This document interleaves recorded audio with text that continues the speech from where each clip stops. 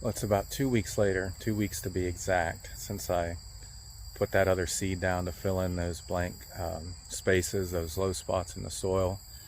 I just checked my trail cams. I don't think there's any deer out in the plot. I am risking spooking some deer off the plot if they are there. But it's still early September. I'm going to take a chance because I want to give you kind of the last update before hunting season to see how that seed's come up and how the brassica and the other seeds that I planted originally have been growing. So I'm going to walk back there. I'll show you as I go out. You can kind of compare it to the first video. I'll take you out and show you where the blind is, and then we'll get into the plot. I did put all that seed down, plus I spilled some of the brassicas that I was not going to plant on my side-by-side seat. So instead of trying to, put them in something and save them until next year, I decided to go and spread those on the other side of the plot where the mix was. And that's not something I would normally recommend because when you plant it in a mix that's already existing, you might not get as good growth as opposed to what I did on the other side, where I had the brassicas originally and then I overseeded with rye in between the brassicas. The brassicas have a head start, and then that rye will get in there and fill in the spots where there's bare soil. But on the other side, I just planted it with where the oats, peas, and rye were planted originally. However, I did have some blank spots in the soil there, so it's probably coming up in those spots. So I planted more than I expected to, but I didn't want to waste the seed. So let's go out and we'll check things out. So as we walk back here, the sun's going to be in our eyes. It's not going to be great, but you can see the screening that I have planted has come up a lot since the last video. So this is where I plan to come in on the other side of that, where my Christmas trees are planted. Walk in there, and my blind is straight down there. I can't even see the camera to point you in the right direction, but straight down there. And then I have the screen planted all along the edge of the plot. So as we get close to the blind here, I thought, man, did someone steal my blind? But no one stole it. It's blending in really well there. As we get into the shade, you'll be able to see it. So it's right there. You can see some of this Egyptian wheat that I planted late is coming up. That wasn't part of this original screen. But the original screen is probably about 8 feet tall, 9 feet tall in places, and almost all over 6 feet. Starting to turn brown, which is the color of my blind, so that's good. And I'll enter into the plot here, but I'm not even going to enter where the blind is. I just don't want my scent anywhere around the blind, so I'll go along the edge and enter along the edge.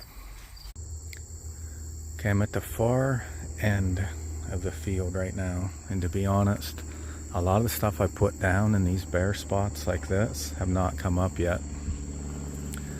Some of them did. I'm seeing some of the brassicas coming up a little bit, just like an inch or two tall, which is good. But I'll see if I can find a place like right here and show you. This is what I'm talking about. Those are rye seeds, and they haven't germinated. I was wrong. I thought they'd germinate within like a week, and they haven't. But they will germinate. It just, when they get enough moisture, they'll germinate for sure. Just hopefully if it's not next spring. But like I've said many times, this is moist ground, so it'll come up. There's plenty of seed. Hopefully they don't get eaten by birds and stuff like that, but I don't have too much of a problem with that here. But this mixed side, it's doing pretty well. I have a mix of clover and rye. You can see a lot of that, and the clover has come up nicely. There's quite a bit of clover in here. Now you can see there's moss in here. That tells me this tree line is giving a lot of shade and it needs more lime. I've spread 2,000 pounds to the acre here. You can actually see the lime sitting on top of the soil, so hasn't had a chance to work, although I did till it in some. It's a little thin on this end, and it's thicker in some spots. As we walk this direction, my blind's to the left there, and I put a little bit of screen to get the deer. There's a trail there, and there's a trail on the other side of it. So when they come out, I want them to go around it rather than behind it. So that puts them closer to my blind. You can see my blind, it's right there. That'd be about a 20-yard shot right in front of that screen. So we'll walk down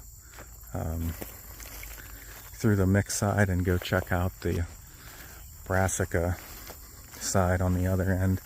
Here it's nice and thick. Got lots of clover mixed in here. I can see where a lot of it's been browsed. Still have these wet spots. Nothing's going to grow if it's a mud puddle, so that area might be a lost cause for now. And you can start to see the brassicas as we get closer to them. I want to show you maybe a few of those small brassicas that I just planted, if I can find some here.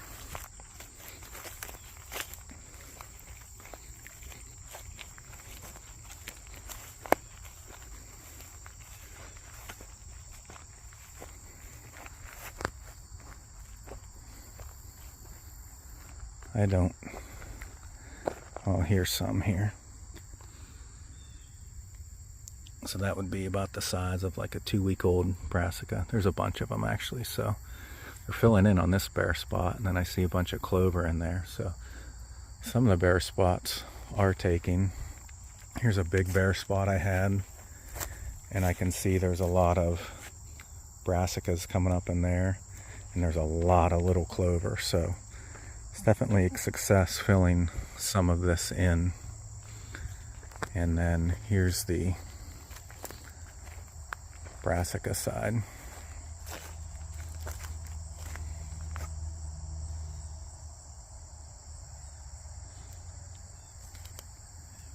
And you can see there is that winter wheat coming up in between them now.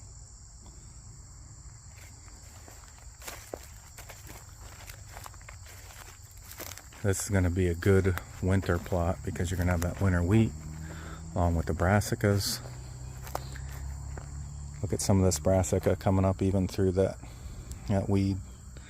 Bunch of weeds there, but the brassica's popping up through. Hopefully the weeds die and the brassica survives. I got a big bare spot coming up down here.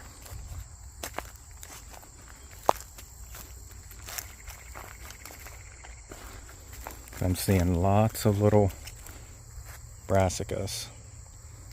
So definitely a success filling those in. A big wet spot where nothing's going to grow. There's a lot of tracks in it. These bare spots over here, they're filling in with clover, with brassicas. So that's all going to fill in. Lots of brassicas in that bare spot, and that's going to fill in.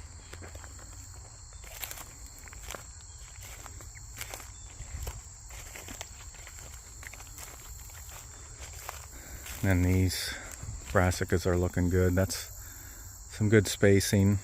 Look at some of these.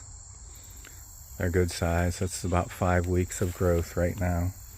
In between the brassicas, you can see the clover coming up. I put that clover down at the same time as the brassicas when I planted them originally. Let's check this bare spot over here. Yep, we got some brassicas coming up all through here. So that's going to fill in.